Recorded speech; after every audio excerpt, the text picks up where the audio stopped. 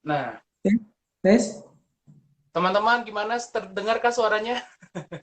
ya tes. Saya juga ya Tolong, live ya. tolong dijawab, tolong dijawab, tolong dijawab yang menonton, tolong dijawab. Anti Tes, Satker, tolong tes. dijawab. Apakah sudah terdengar suaranya? Ada, Sudah. oke. Ah, sudah. Oh, berarti pakai headset pun bisa mungkin. Mungkin, mungkin. Tadi nggak ada. Ya, ada ya. Ada suaranya. Dengar kok. Oke, Ah, sip, sip. Thank you, thank you, thank you. Oke, berarti kita ulangin ya. Ntar kita ya, edit siap, lah siap. itu. Ah, berarti tadi kita masuk dari belajar dari tahun apa 2017 akhir ya. Iya, iya, Akhir. betul sekali. Nah, terus sempat dari ateis karena belajar apa sih ateis? Orang tuh bisa jadi ateis di Indonesia karena apa ya? Saya kadang-kadang bingung kalau Indonesia jadi ateis. Karena nggak tahu Soalnya sih, gini, kalau saya, soalnya gini orang ateis setan pun percaya. Kenapa dia iya, bisa jadi iya, iya. ateis? Kalimatnya Oke, oke. kalau saya nggak tahu sih, makanya kalau kalau Ah, kebanyakan saya lihat kalau yang sekarang jadi ateis itu karena hype sih Pak, karena tren. Cuma kalau saya dulu oh, enggak sih. Kalau saya dulu melihatnya oke. lebih ke gini, apa bahwa dulu ya yang pemikiran saya adalah bahwa orang tuh percaya Tuhan karena dia punya semacam keresahan uh, eksistensial gitu, psikologis itu yang dia tidak bisa luapkan. Akhirnya dia bikin figur imajiner untuk jadi Hmm, pelampiasan, untuk oke. wadah katarsis saja. Dulu pemikiran saya Oh, proyeksi gitu ya, ya ala-ala Yorba gitu ya, ya proyeksi gitu ya. Oke, kira-kira oke, gitu. oke. Dulu saya melihatnya gitu sih. Tapi Atta sendiri papa mama Kristen atau maksudnya emang apa orang free thinker atau gimana atau ada lo ini enggak?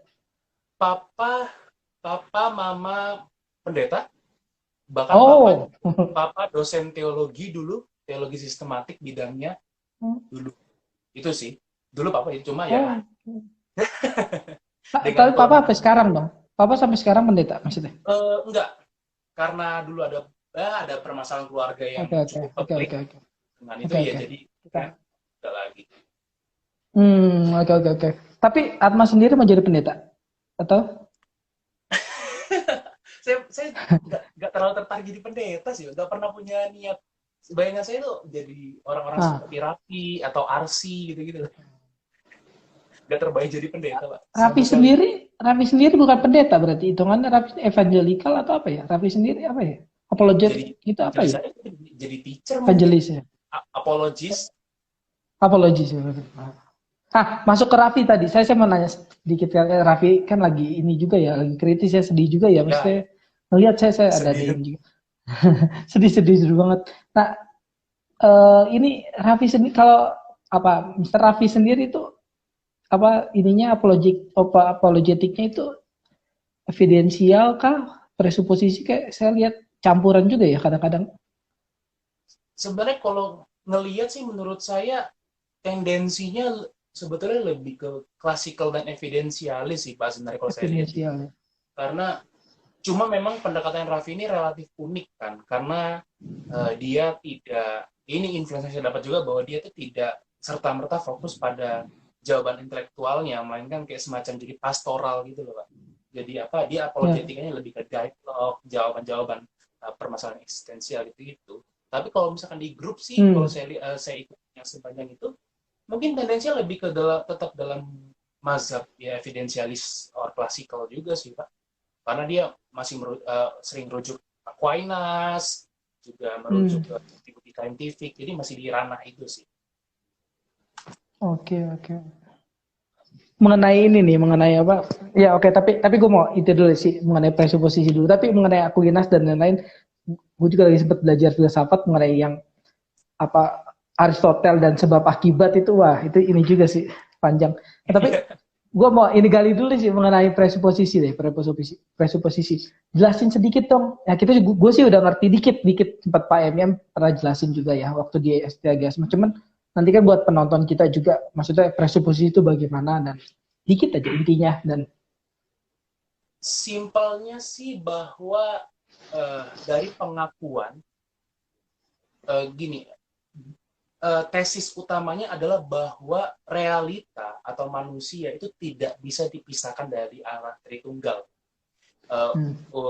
dalam praktikanya bahwa manusia itu ini resolusi sering paling utamanya merujuk pada Roma 1:18-20 itu, bahwa manusia itu sebenarnya tahu Tuhan. Spesifik Allah yang di Alkitab, bahwa pewahyuan Allah yang secara general itu tembus ke mereka, bahwa mereka tahu sebenarnya Tuhan, cuma karena dosanya mereka menindas. Jadi tugas kami yang kami kejar adalah untuk mengungkap itu. Jadi orang tidak ada yang tidak tahu Tuhan atau tidak percaya Tuhan, hanya saja target kami adalah mengekspos bahwa mereka sebenarnya sedang menindas kebenaran kesadaran mereka itu. Jadi simpelnya kalau kayak ibaratnya dari kalimatnya Van Til sendiri, berdebat tentang Tuhan itu seperti berdebat tentang udara. Kalau Bapak bisa berdebat bahwa udara nggak ada, saya berdebat bahwa udara ada, tapi seiring kita berdebat, ya kita butuh udara sebagai media, sebagai suara. Jadi fakta bahwa Bapak bisa berargumen melawan udara itu, berargumen bahwa udara tidak ada adalah bukti bahwa Bapak salah. Begitu dengan Tuhan, bahwa kalau kami bisa berargumen tentang Tuhan, itu adalah bukti bahwa kamu salah. Ya. Semacam kayak Anselmus juga pernah bilang bahwa kayak sejauh kita berekspresi untuk memikirkan gitu, sejauh kemungkinan itu juga ada gitu ya. Ya itu semacam itu ya. Iya. Bagaimana kamu bisa berdebat mengenai Allah kalau Allah nggak ada ya, itu ya, seperti itu ya. Karena nanti kan dalam kaitannya ada yang disebut sebagai preconditions of intelligibility, kondisi awal untuk pemahaman atau pengetahuan. Ini kan berkait memang di ranah epistemologis memang nanti kencangnya. Walaupun dalam presuppositional sendiri ditekankan, misalkan kayak di Bahnsen itu membahas bahwa epistemologi nggak bisa dipisahkan dari metafisik gitu loh. Jadi realita metafisiknya jelas Allah Tritunggal, tapi kita pun dalam dan juga realita metafisik bahwa kita diciptakan bergambaran rupa Allah itu sebagai basis epistemologis untuk melihat realita. Itu yang menekankan bahwa jadi memang ada semacam intermingling antara realitas Allah Tritunggal dengan bagaimana kita melihat realita sih. Ada penekanan ke sana juga. Oke. Kalau boleh kontrasin ya, pasti gue dari sisi yang sebenarnya bukan gue, tapi gue mau coba ini lintasi supaya kita bisa bicara ya. Kalau mau kontrasin misalnya, kalau misalnya memang presuposisi beranggapan bahwa ya kita boleh aja berdebat mengenai udara, tapi kita sama-sama menghirup udara itu sendiri gitu. Kalau boleh simpulkan, benar gak sih seperti kayak ya lu ngomong nggak ada, tapi tetap realitanya pasti ada kok gitu kan? Kita ngomong yang bukan ya, salah ya? Atau sekedar assertion gitu maksudnya ya Pak? Sekedar menyatakan doang. Jadi tuduhannya atau gimana? Maksud saya gini, saya mau masuk ke pertanyaan seperti ini. Ya kita kan juga bisa bicara hal yang benar-benar gak ada kok gitu, bukan hanya hal yang ada gitu. Maksudnya kita mau masuk ke arah situ sih. Jadi dalam penekanan, dalam presuposisi selalu tekankan bahwa assertion itu, jadi tadi kan kita kenapa dinamakan presuposisional, karena itu berkaitan sama dengan hal yang namanya presuposisi yang adalah kita ya. Akar dari worldview kan. Orang memang bisa assertion apa aja, menyatakan apa ya, tapi ketika selalu ditekankan adalah apakah kamu bisa account that belief gitu, apakah kamu bisa menjelaskannya, mempertanggungjawabkannya, dan itu yang dikejar dalam presuposisi gitu, bahwa semua worldview yang non Alkitabiah, yang non Kristen pasti punya aspek self contradiction di dalamnya, dan dia tidak akan pasti akan gugur dalam uji ketika disuruh menjelaskan tentang realita. Terutama nanti ke kondisi of intelligibility itu gitu. Karena akan jadi Bahnsen selalu ngomong gini, target dalam apologetika presuppositional adalah untuk membuktikan the impossibility of the contrary, ketidakmungkinan selain Kristen. Jadi bahwa bukan sekedar worldview lain itu salah, tapi tidak mungkin benar. Karena itu Pak. Tapi presuposisi itu sendiri, dalam tanda kutip kan saya juga tahu kemarin dengar katanya bukan diciptakan ya, bukan kita yang ciptakan, tapi memang udah ada itu sendiri ya, presuposisi yang dari Alkitab yang kita mengikutinya gitu. Atau presuposisi yang seperti apa? Maksudnya gini loh, presuposisi kan bisa dibuat, dan presuposisi tentunya ya kalau kayak Immanuel Kant dan misalnya Edmund Husserl, dan itu kan debatin tuh presuposisi apa sih, kita mendekati benda atau benda sendiri yang memancarkan dirinya dan lain-lain gitu kan. Nah, itu banyak ya variasinya. Nah, presuposisi yang di sini maksudnya gimana? Jadi bahwa kita tetap kembali bahwa dalam kategorisnya presuposisi adalah disebut sebagai apa ya, premis ultimat dalam kepercayaan seseorang, poin ultimatnya. Dan jadi selalu dikontraskan dalam kami ketika berapologetika adalah kita mau berdiri di presuposisi yang dibangun di atas firman Tuhan atau presuposisi yang dibangun di atas bijaksana dunia. Itu sih selalu kontrak di sana, penekannya untuk peperangan ulfi di sana. Selalu ditekankan basic. Apakah mau yang submit sepenuhnya dengan firman Tuhan atau enggak. Yang seperti itu sih. Oh, sedangkan kita pasti pilih yang firman Tuhan itu. Dan kita tanda kutip seakan-akan, bukan seakan-akan sih, apa ya, mau nggak mau siapakah agama itu, apapun itu yang mau ngomong sama kita ya harus masuk dalam landasan presuposisi itu ya. Seakan-akan atau iya, jadi tekankan bahwa gini, kembali tadi ke realitanya bahwa orang itu tidak realitanya Tuhan tadi. Jadi sekalipun ateis pun atau ateis pun ya yang benar-benar kontradiksi ya, kontras itu tetap ditekankan bahwa sebenarnya mereka di alam bawah sadar mereka, walaupun mereka secara aktif menekan itu, mereka tahu ada Allah karena mereka menggunakan presuposisi yang sebenarnya alkitabiah cuma tidak mau diakui gitu loh. Jadi sering tuduhannya memang kepada misalkan gini Pak, seringkali tuduhannya kepada Van Tillian adalah apakah Van Tillian mengajarkan bahwa orang non-Kristen tidak bisa tahu apapun? Tidak, bukan seperti itu. Yang ditekankan adalah bahwa mereka bisa tahu, tapi melakukannya dengan berkontradiksi dengan dirinya sendiri gitu, melawan pengakuan internal yang bahwa dia menyadari ada Allah. Itu sih Pak penekanannya.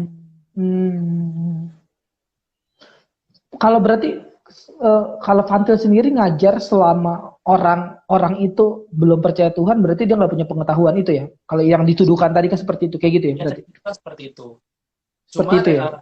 Ya, tapi penekanan dalam Van Til adalah bahwa bukan sebenarnya bukan lebih ke nggak bisa tahu, tapi sebenarnya tidak bisa mempertanggungjawabkan. Jadi tidak bisa ada justifikasi gitu loh Pak.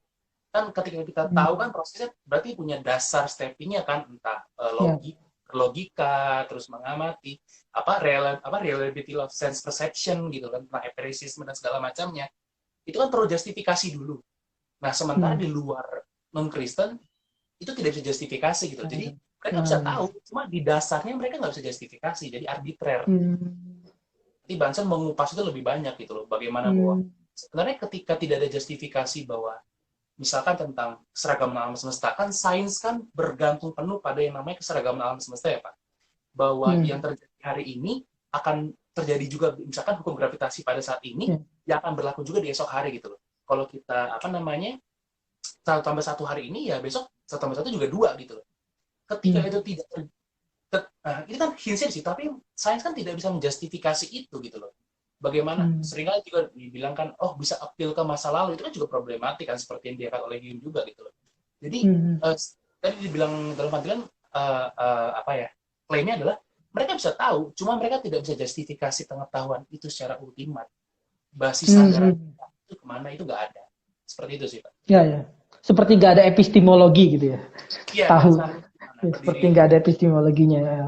Oke, jadi lebih kayak halusinasi aja gitu. Jadi malah bahkan kalau Bunsen mengupas itu lebih dalam, nanti sampai dia berkesimpulan bahwa sebenarnya ketika mereka tidak punya justifikasi terhadap keseragaman alam semesta, mereka bukan menginterpretasi alam lalu kemudian dinalar, melainkan mereka memproyeksikan keyakinan mereka internal kepada alam. Itu berbeda sekali. Itu dalam situasi seperti itu, sains hancur gitu. Sains yang tidak dibangun dalam inian Alkitab ya, dalam inian presuposisi ya. Iya. Seperti itu.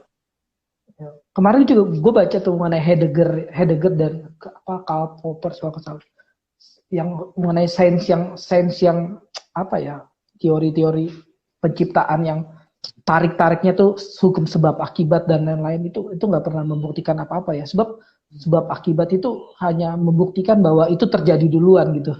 Aristoteles juga itu terjadi duluan, tapi itu nggak pernah kita, bagaimana mungkin yang cuma terjadi duluan bisa diasumsikan kalau mau jawab Kristen bahkan Tuhan gitu.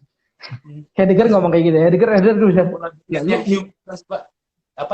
Hume, betul. David Hume juga bisa yang biliar, yang bola biliar kan. Itu kan cuma konsekuensi logis lagi. Tapi Heidegger lebih tajam sih, dia bilang itu cuma duluan. Kalau cuma duluan lu masa bilang itu Allah gitu kalau misalnya. Itu ini ya maksudnya. lebih konyol lagi sains ya, memang kayak gitu ya, sains yang salah. Jadi Menarik itu sih memang, tadi. Hmm. iya karena nanti kan appeal juga, appeal utama dalam apa namanya presuppositional nanti pas akan ke dengan problema one of the many itu loh Pak, the problem of the one of the many Hmm. gitu. Tentang universe gitu loh, bahwa ada unity dan diversity gitu loh. Ketika di luar kekristenan pilihannya antara jadi monistik atau jadi pluralistik, gak jelas aja gitu. Tidak bisa ada perdamaian di antara kesatuan dan keberagaman itu. Itu yang nanti ditekankan bahwa pendamaian di Allah Tritunggal. Karena ketika nanti either way, pokoknya ketika ditolak tesis kekristenan tentang Tritunggal, udah nggak ada jelas lagi tentang problema itu, penyelesaiannya nggak ada. Itu yang selalu ditekankan sih Pak. Tapi orang-orang kayak gitu hidupnya apa nggak bingung ya? Mereka seperti dalam hidupnya menipu diri sendiri gitu. Fantil Nah, mikir, gimana? itu yang memang ketika, jadi seringkali kalau kami orang Pantilian itu berkata metodologi apologetika kami itu metode apologetika kami itu sekedar eksposisi lanjut terhadap Roma 1 ayat 18 dan 20 ke Roma 1 18 ke bawah itu, Pak. Bahwa dikatakan memang manusia itu seperti agak delusional karena dikatakan bahwa kepada pikiran mereka itu nyata gitu. Allah itu nyata. Murka Allah nyata dari sorga. Tapi problemanya adalah manusia itu menindas kebenaran itu. Bahkan Bansan mengupas apa yang dimaksud menekan di sini gitu loh. Analogi yang diberikan adalah dari kata Yunani bahwa ini seperti kita menaruh bola, misalkan bola udara, bola lantai gitu di kolam renang. Itu kan mengapung ya Pak, karena dalamnya ada udara. Itu tekan ke bawah. Oke, dia akan masuk, tapi kan dia dari bawah akan melawan gitu. Jadi kesadaran akan Allah itu walaupun mereka tekan itu akan sewaktu-waktu lepas gitu, akan suatu-suatu meloncat.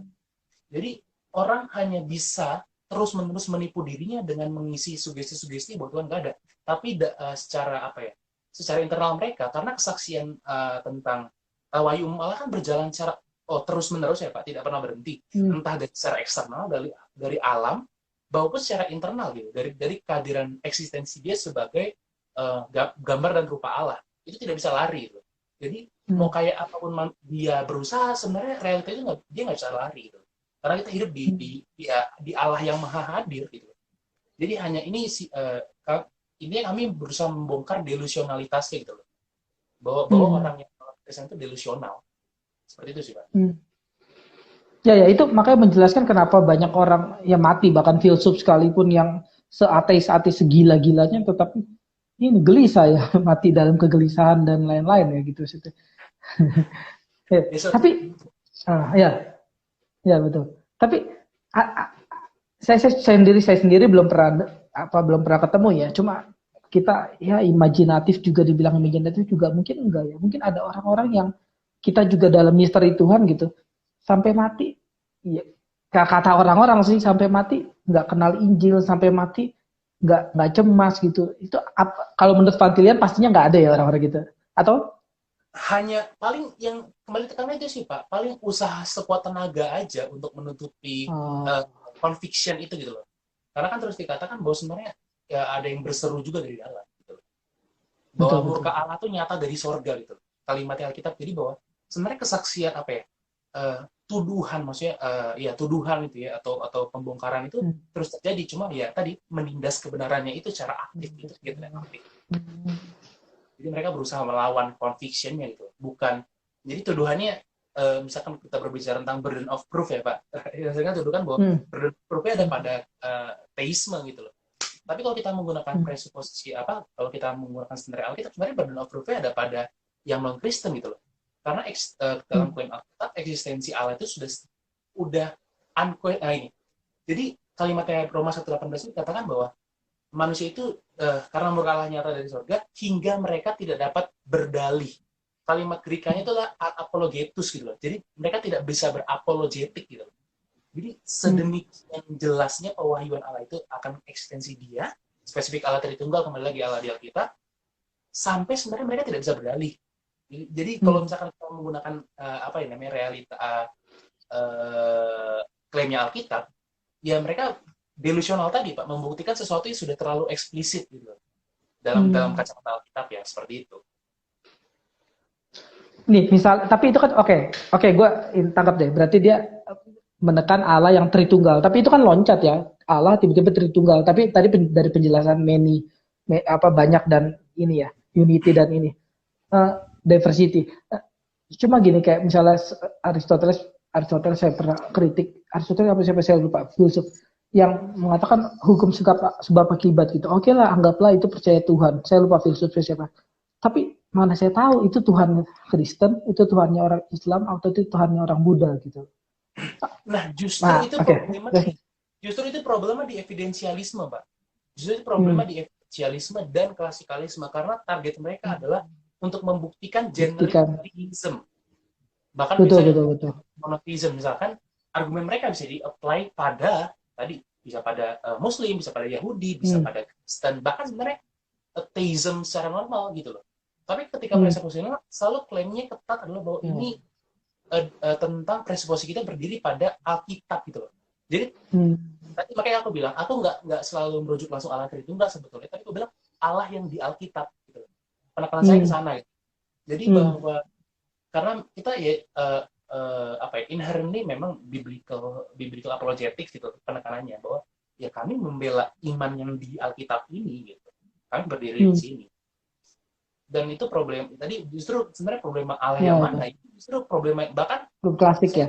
Kalau masalah Plantinga deh pernah mengakui itu gitu loh Plantinga bahwa gimana cara membedakan Allah Kristen dan Allah Islam misalkan. Dia jawab nggak tahu. Itu diangkat Olivin apa siapa aku lupa. Oh, kalau klasik berarti problem banget dong ya. Mereka sulit banget buktiin itu ya. Karena targetnya kan generisme gitu Pak. Teisme generik. Pokoknya ada Tuhan di sana gitu. Karena dalam argumen kausalitas mana ada Yesus di sana kan gak ada urusannya. Iya. Di mana ada urusannya. Betul.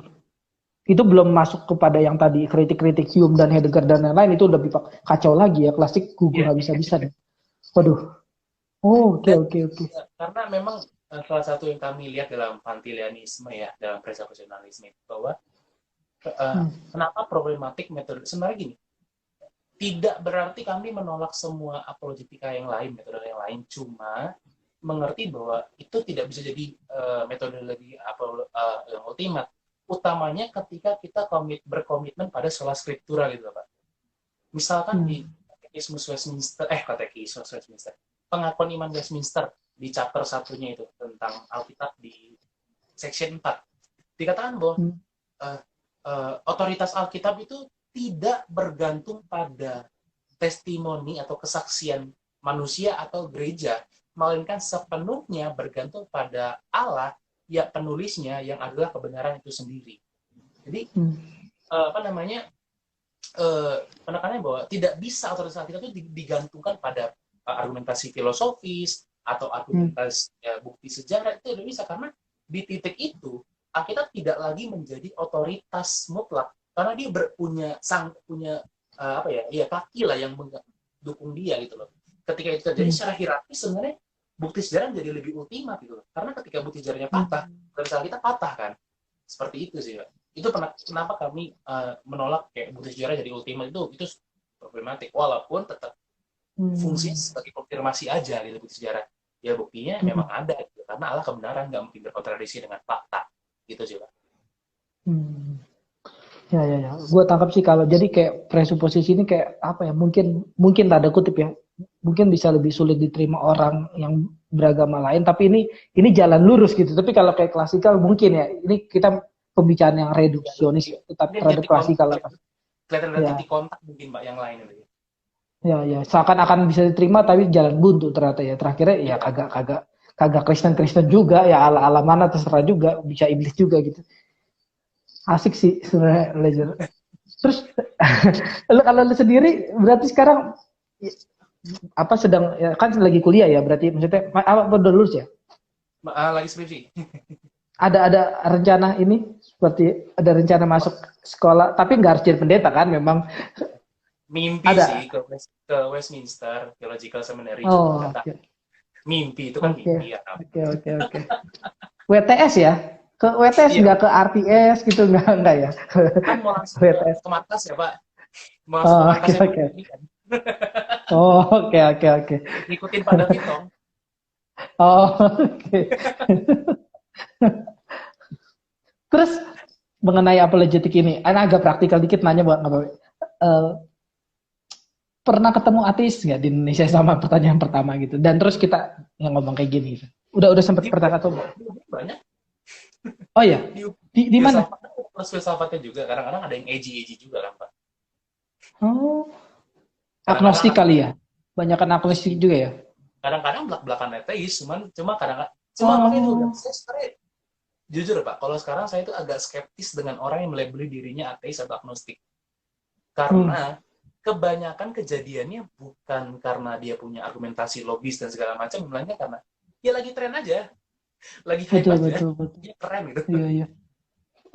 Berapa waktu lalu gue juga dengar siapa ya, ada artis ngomong saya agnostik gitu, terus di wawancara agnostik apa sih maksudnya?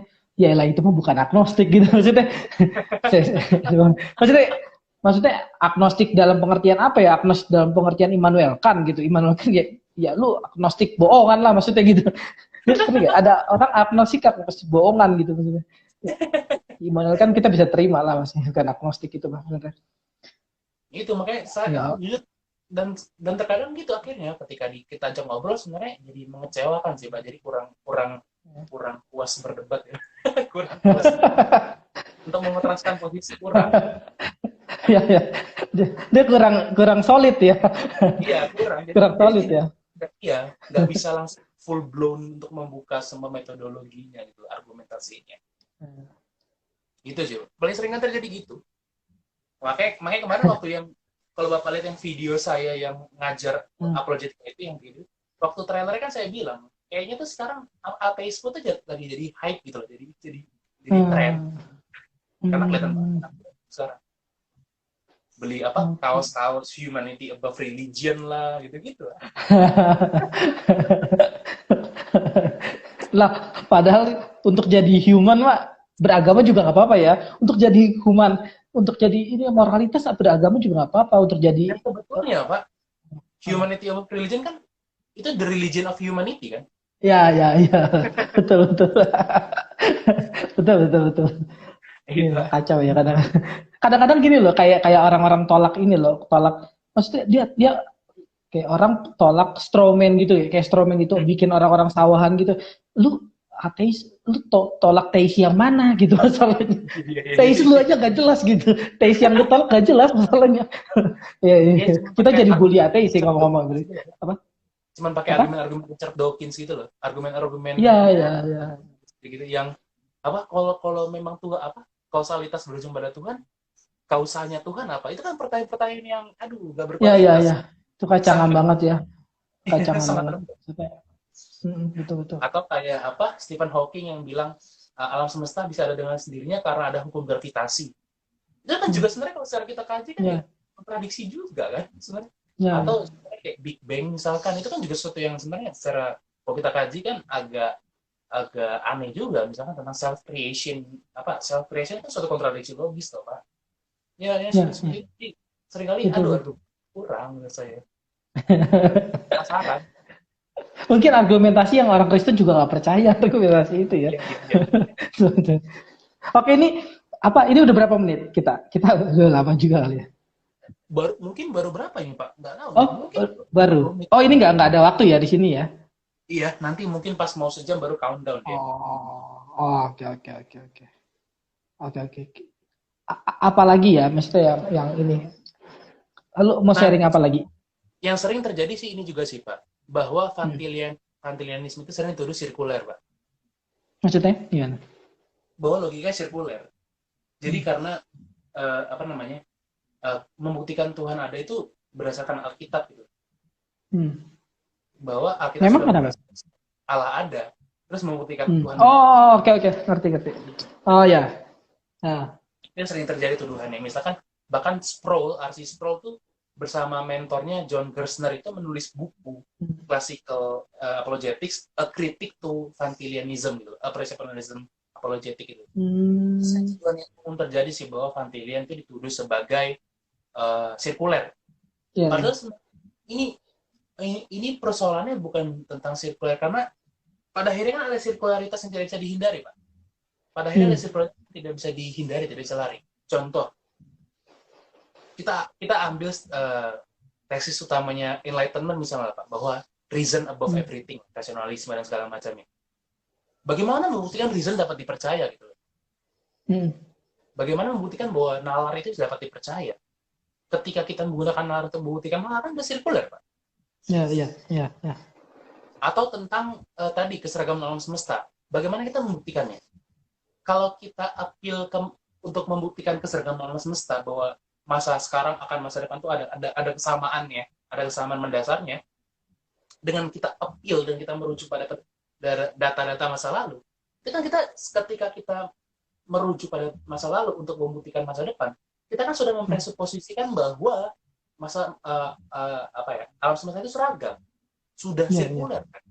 Pada akhirnya kan ada sirkularitas yang nggak bisa kita lari, gitu loh. Nah, jadi sebenarnya tesisnya adalah gini sih dalam kekristenan, bahwa memang ada sirkularitas. Jadi dalam antirealisme ada dibagi dua sirkularitas gitu. Sirkularitas yang vicious dan yang unescapable lah gitu.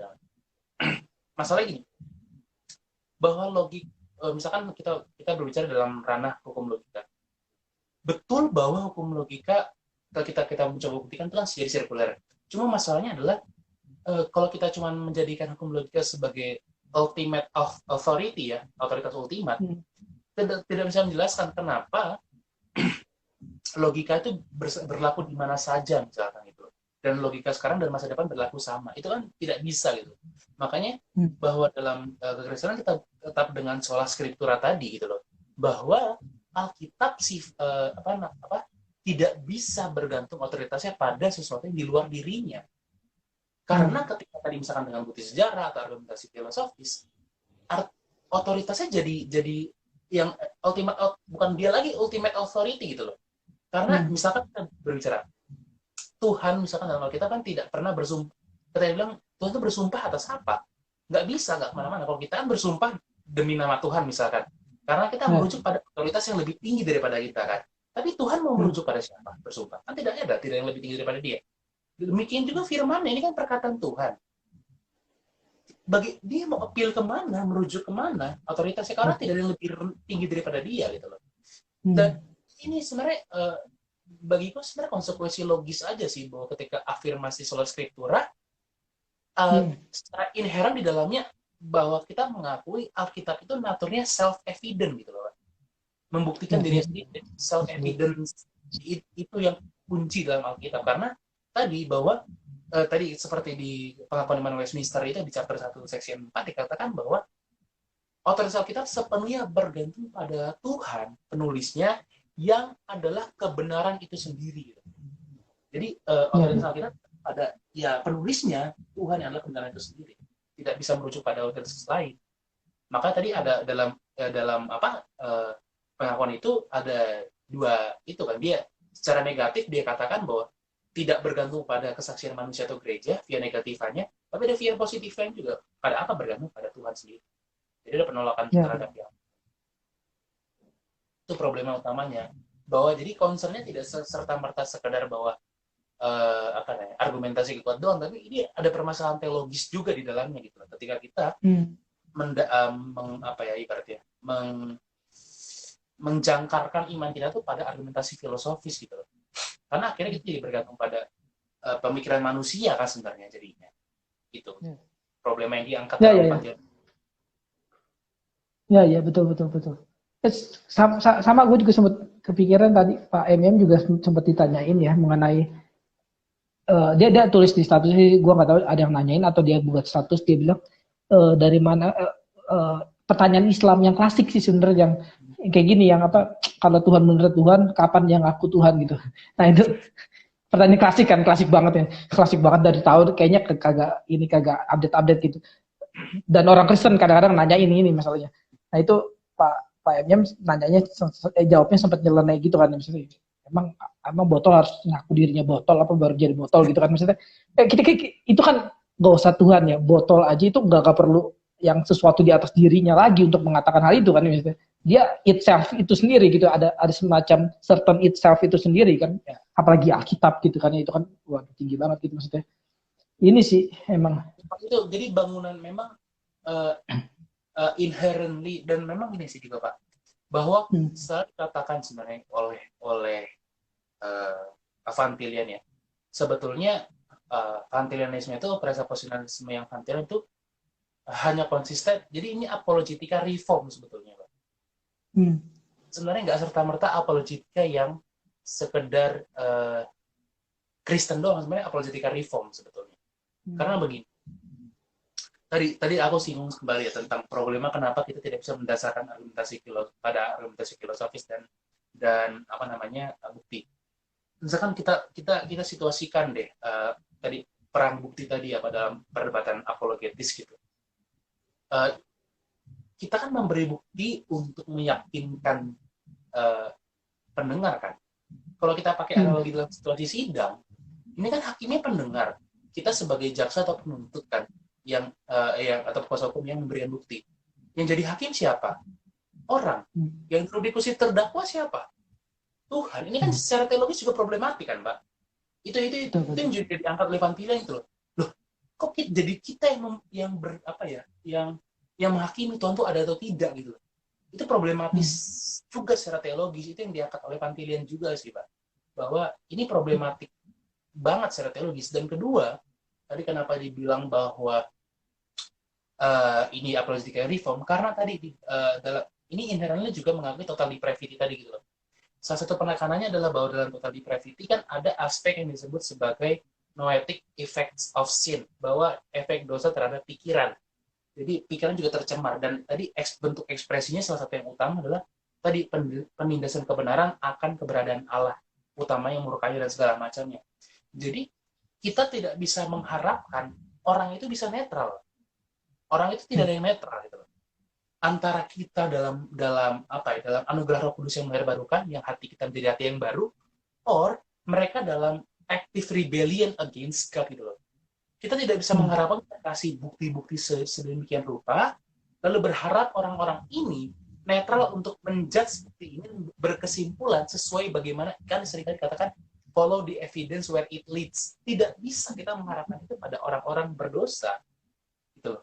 Kalau kita mau konsisten pada Alkitab ya, karena ini manusia itu dalam active rebellion dan total rebellion, bahkan dalam total depravity kita akui bahwa ada inability loh, ada ketidakmampuan manusia untuk memilih Allah gitu. Itu tidak datang dari dirinya sendiri. Jadi dalam presiden ini adalah kita tidak bisa meyakinkan orang dengan reason sebetulnya. Kita lempar tadi bahwa ketika kamu menolak otoritas dari firman Tuhan ini, kamu berkontradiksi, jadi kamu harus menundukkan diri gitu. Jadi kita memaksa orang tanda kutip dengan argumentasi untuk menundukkan diri gitu. Jadi kita mengangkat otoritas Alkitab untuk ke atasnya dia. Jadi dan bahkan nanti kalau kita lihat dalam presupposition sebenarnya banyak pakai jawaban-jawaban Alkitab aja gitu loh. Misalkan tentang problem of evil itu kenapa, itu bakal merujuk langsung ke Alkitab gitu. Tidak berusaha membuat justifikasi rasional per se. Itu sih Pak. Jadi ada kaitan dengan Injil juga, doktrin dosa dan segala macamnya. Jadi berarti kalau misalkan tidak mengafirmasi total depravity gitu ya Pak, misalkan semi pelagian gitu atau bahkan pelagian gitu, bahwa ya misalkan Arminianisme lah, bahwa manusia kan bisa menentukan sendiri untuk dia percaya Tuhan. Ya udah kita pakai argumentasi bukti aja dengan harapan bahwa mereka bisa netral menguji itu dan akhirnya memutuskan untuk percaya Tuhan. Tapi kalau kita dalam Vantilisme yang mengakui reform sebenarnya nggak bisa kita ke sana. Itu secara teologis. Berarti ini berlaku bukan hanya apologetik terhadap agama lain ya, bahkan terhadap Armenian, kaum Armenian dan tapi walaupun mungkin kalau mungkin untuk apologetikanya sendiri lebih ke luar non Kristen sih Pak memang. Tapi kalau untuk Anda mungkin lebih ke nggak perlu terlalu apologetik banget sih, lebih ke perdebatan teologis sebetulnya lebih tepatnya. Iya. Maksud saya kayak perdebatan teologis reform Armenian, reform dan semi Armenian, semi reform dan lain-lain itu sebenarnya juga dalam tanda kutip ya bisa pakai sisi presuposisi ini ya. Kita nggak perlu. Jadi kayak Scott Olivin itu kan Pak dosen profesornya apologetika di BTS, dia bilang gini, kalau kamu misalkan teologinya nggak reform, non reform, nggak bisa pakai presuposisional karena nggak konsisten dengan teologimu. Itu sih tadi penekanannya. Gitu. Jadi sebenarnya saya juga kayak Ini juga kayak Pak MYM pernah bilang, saya pun sama sih Pak, saya nggak setuju dengan frame gitu loh. Karena frame pernah mengatakan presuppositionalism itu cuman sebagian apa ya, salah satu dari berbagai metode argumentasi. Bahkan dia sempat bilang juga bahwa presuppositionalisme bisa dipakai oleh Muslim misalkan. Tapi kalau sebenarnya kalau kita kaji nggak bisa sih. Jadi saya memang nggak, walaupun saya baca frame juga, sebenarnya kalau saya lebih banyak baca Bunsen sih, Fred Bunsen. Kalau apa kayak presuposisi ini kan pertama kali banget gitu misalnya Van Til ya, atau ada sebelumnya? Jadi sebenarnya memang dikatakan bahwa bapak apologetika presuppositional itu memang Cornelius Van Til. Cuma sebetulnya kalau kita trace back sebenarnya bisa sih Pak. Bahkan kita trace back ke Calvin pun bisa sebetulnya. Bahkan ke Augustinus. Bahkan ke Augustinus ketika dia bilang tuh firman tuh seperti apa ya? Yang menjelaskan tentang realita Allah di alam gitu. Masalah kalau Calvin juga melihatnya sebagai kacamata atau apa, saya agak lupa. Tapi itu bisa trace. Tadi kita lihat tentang total depravity gitu loh. Kita bisa trace back juga sampai ke Augustinus bahkan sebetulnya. Jadi sebenarnya Pak, tadi saya rujuk lagi ke Scott Olivin tadi, muridnya Van Til langsung juga. Olivin bilang bahwa Van Til itu jenius, iya betul. Tapi bukan jenius dalam serta-merta membuat metode baru. Dia itu lebih tepatnya dikatakan untuk membuat sintesa yang baru sih Pak. Untuk merumuskan dari Warfield, dari John Calvin, dari Augustinus, dari segala macam itu mereka sintesakan. Bahkan sebenarnya kan jadi argumentasinya dalam presuppositionalisme dibilang tuh transcendental argument for the existence of God. Ada Kantiannya juga berarti kan Pak, ada kata transcendental. Betul. Bahkan dari Musa mungkin ya kalau mau ditarik-tarik, tapi agak bikin gitu. Dari Musa kan nggak pernah bilang bahwa apakah Allah ada, nggak pernah debat di Alkitab kayak gitu ya. Musa langsung katakan bahwa itu juga studi kasus yang diangkat Van Til yang paling terkenal adalah ketika Paulus di Areopagus Pak, yang ketemu dia orang-orang Stoa sama Epikuros itu loh. Paulus nggak debat tentang eksistensi Tuhan, langsung ngomong Tuhan itu sudah itu. Jadi Paulus dan nggak memusingkan untuk membuktikan Tuhan ada atau enggak, tapi langsung berbicara sebagai ya itu dengan presuposisi bahwa Tuhan ada. Ya. Tuhan yang tidak kamu kenal gitu ya. Ya benar. Itu. Karena memang tadi kalau jadi seringkali kenakalannya Van Til itu nggak mengungkap dengan metode lain kan. Metode lain kan seringkali tadi tentang evidensialisme kan dan klasikal tuh komitmennya adalah menjadi netral kan. Sebenarnya itu suatu klaim yang absurd gitu loh. Kalau kita merujuk ke Amsal 28 itu jangan jawab seorang bodoh dengan kebodohannya gitu loh. Kamu akan jadi bodoh seperti dia. Itu kan seperti kita mengikuti standar orang gitu loh. Itu yang problemanya. Lalu kemudian kan jawablah orang bodoh dengan kebodohannya supaya dia mengerti kebodohannya.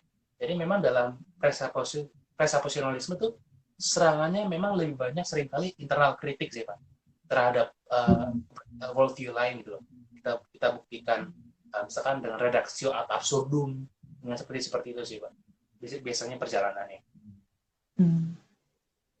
Jadi kalau nih gue sebagai seorang misalnya apologetik presuposisi,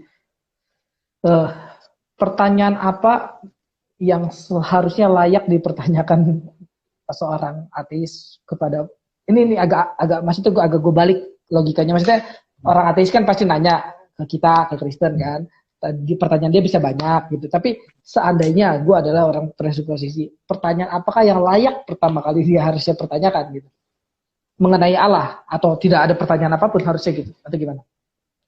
Bagaimana kamu bisa bertanya? Karena bertanya bagaimana kan kamu berpikir ada aspek logisitas di sana. Ya dari mana itu? Oke. Good. Itu keren sih. Keren. Ya, itu sih. Sorry. Epistemologi lagi jatuhnya ya. Kenapa lu perlu tahu bahkan. Karena memang tadi yang ditekankan tadi kan dalam presuppositional juga dikenal namanya epistemologi yang khas disebut sebagai revelational epistemologi pewahyuan. Bahwa kita dasar pengetahuan kita dari pewahyuan Allah. Karena kan yang diangkat juga lagi bahwa dalam epistemologi kan setidaknya ada dua cara untuk tahu gitu kan, mencari tahu artinya otonomi atau diberitahu.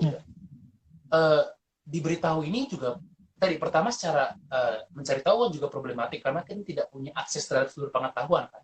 Bahkan untuk mengatakan misalkan membunuh itu salah, itu kan sebenarnya sebuah truth claim kan Pak, klaim universal gitu kan. Itu problematik sementara kita sangat terbatas. Tapi pun kalau diberitahu, pertanyaan diberitahu oleh siapa? Kalau diberitahu oleh manusia, problemnya balik ke problema satu tadi gitu. Dia tahu dari mana? Untuk klaim-klaim universal seperti logisitas, hukum alam semesta dari mana? Akhirnya kita jalan keluarnya hanya satu, diberitahu oleh yang maha tahu gitu. Maka dikatakan revelational epistemology gitu. Epistemologi pewahyuan. Iya ya, hampir mirip sih. Gua kan kuliah filsafat di ini ya. Gue baca buku tulisan Romo Magnis mengenai itulah apa ya, di situ juga Tuhan yang mengenai apa ya, ada di situ. Tahu kan buku yang filsafat yang dia itu. Nah itu ya itu Tuhan tuh dia nggak pakai argumentasi. Tuhan tuh bisa dibuktikan pakai rasional ya, tapi Tuhan tuh bisa dibicarakan pakai rasional dan lain sebagainya gitu. Tapi dia akhir-akhirnya pas gue baca sampai terakhir bukunya, dia nggak pakai argumentasi bahwa ini loh rasional saya membuktikan Tuhan ada, enggak gitu. Dia pakai jalan menuju iman gitu. Ini seorang Romo Magnis gitu, seorang yang mungkin filsafatnya kuat ya masih pakai itu ya. Ini loh iman saya. Menariknya tadi itu Pak, bahwa sebenarnya juga rujukannya kembali ke tentang ya credo ut intelligam juga, bahwa tadi kan dibilang kenapa disebut presupposisi, karena orang itu tidak ada yang netral. Mereka punya suatu komitmen iman tersendiri di masing-masing orang. Misalkan Kristen, kita komitmen iman kita, komitmen iman Kristen. Ateis kan juga punya komitmen iman sendiri gitu loh. Artinya segala sesuatu akan ditafsir menurut komitmen iman ini, presuposisi. Misalkan pakai tadi suatu realita yang sering terjadi. Ketika orang Kristen melihat alam, melihat bumi, yang kita lihat apa? Keindahan alam, mahakarya ciptaan Allah gitu loh. Bahkan ketika Adam melihat Hawa, dibilang itu orang rusuk dari rusukku gitu kan. Tapi ketika orang ateis melihat alam, yang dilihat apa? Kok kalau Tuhan maha sempurna, kenapa yang dia ciptakan banyak kekurangan? Terus kenapa kok alam banyak bencana? Kenapa alam membiarkan penyakit bla bla bla bla? Benda yang dilihat sama, hal yang dilihat sama, tapi kesimpulannya berbeda drastis gitu. Ini maka balik lagi tadi ke problema tentang kenapa evidensialisme juga problematik. Karena ini bendanya dilihat sama kok orang Kristen dan non-Kristen. Tapi ada sesuatu yang membuatnya kesimpulannya beda. Karena ini masalah worldview tadi. Worldview kan seperti kacamata. Ketika kita melihat kacamata dengan kacamata lensanya merah, kelihatannya semua merah. Tapi ketika pakai lensa biru, semua kelihatannya biru. Dengan kacamata Kristen, yang kita lihat semua adalah kemuliaan Allah Tritunggal. Tapi ketika ateis yang benci Tuhan dan melihat dunia, ya kejelekan Tuhan semua dilihat. Jadi tadi problematik. Gue sempat posting itu juga tuh yang tulisan Pak Billy mengenai ini. Kalau orang ateis, kalau seseorang manusia biasanya, ini orang ateis pastinya, atau nggak ateis pun bisa begini, orang Kristen kadang-kadang, kalau ketika melihat penderitaan dia tanya, di manakah Allah, di manakah kasih, di manakah yang maha kasih. Tapi orang Kristen, kata Pak Billy ini, melihat seorang manusia yang rela menderita seumur hidupnya demi kasih. Oh itu Allah kan, Yesus gitu maksudnya. Oh itu insight-nya beda ya, insight yang nggak ketemu memang ya. Itu yang kelihatan di sana itu. Jadi kalau kita merujuk ke credo ut intelligam tadi, ada dua aspek tadi, bahwa orang gak ada yang netral, dia punya bias sendiri terkait dengan komitmen imannya. Tapi kedua tadi juga bahwa ya kita harus bergantung pada suatu titik, apalagi pada sifatnya yang presupposisi ultimat ya. Emang cuma pakai iman tadi gitu. Kayak tadi sains kan nggak bisa membuktikan keseragaman alam semesta. Dia cuma bisa beriman bahwa itu iya. Postulat pada akhirnya pokoknya harus ada ya. Masalahnya postulat itu harus ada gitu. Ya, tapi ada iman di sana gitu loh. Yang tidak dibuktikan gitu loh. Karena itu tadi argumentasi absurd, misalkan contoh dengan logical positivismnya Auguste Comte misalkan. Itu kan juga problematik, Pak. Harus dibuktikan gitu loh. Harus dibuktikan secara positif. Nyatanya kalimat itu gimana membuktikannya gitu loh. Buktikannya betul. Assumption terlebih dahulu. Artinya self contradiction kan. Seperti itu sih, Pak. Oke, gue belajar banyak sih. Thank you banget. Pembicaraan sangat bermanfaat. Yang dosen kan Bapak? Hah? Kenapa? Yang dosen kan Bapak? Bukan saya. Enggak lah, tapi kita belajar banyak dari banyak orang lah. Ya, thank you banget, thank you banget. Siap. bisa belajar presuposisi. Mungkin lain kali kalau ada yang bisa gue tanyain lagi, ya melalui Insta. Tapi ntar gue izin posting di Facebook karena lagi. Nanti saya pakai drive nanti saya kirim. Bisa ya. Makasih ya. Siap. Di end aja berarti Oke. nih. Oke, kita end ya. Atau gimana? Ada lagi? Udah, kita end aja kali ya. Cukup. Ya kalau udah ya udah. Oke. Terima Thank you ya, kasih. thank you ya. Ya. Dari tadi ada Ya. beberapa. Oh iya itu. Lumayan lah ya. Sebenarnya kita nggak ya gitu. Iya, ini niatnya ngobrol sih, bukan serta merta live. Ini udah. Kalau live gitu sebenarnya bisa di ini nggak sih? Privacy nggak bisa ya? Private kayaknya live nggak bisa deh menurut saya. Nggak bisa ya, private ya pasti. Kayaknya. Live pasti live ya. Dalam founder sendiri privacy. Ini ada pertanyaan nih Pak. Ada pertanyaan. Mana? Di agak di atas saya bacain aja deh, Anti-Scientific Club. Kalau evidensialis main di ranah bukti untuk epistemologinya. Kalau presupposisional main pakai apa untuk epistemologinya? Logika bukan Pak? Enggak. Pantilian ya. Tadi basis epistemologinya adalah revelasi sih. Pewahyuan Alkitab utamanya. Paling itu sih. Tambahan. Udah ya, itu doang. Pertanyaan itu doang ya? Kayaknya ada, cuma itu doang sih. Atau mungkin ada yang mau nanya lagi yang lain? Nggak tahu. Ada anggapan kalau dalam buku Logic Vern Poythress bahwa para filsuf dan ateis sendiri dalam logika mereka sendiri menentukan Allah, sehingga dalam presupposisi mereka akan selalu melawan Kristen. Jadi balik lagi tentang total depravity tadi. Mungkin itu sih Pak, belum ada pertanyaan lain nih. Ya oke lah. Ya udah kita sudahi. Terima kasih banyak Atma. Terima kasih juga Pak. Nih matiinnya gini. Apa? Aku yang langsung. Oh ya. Ya oke. Makasih ya. Makasih Pak. Ya.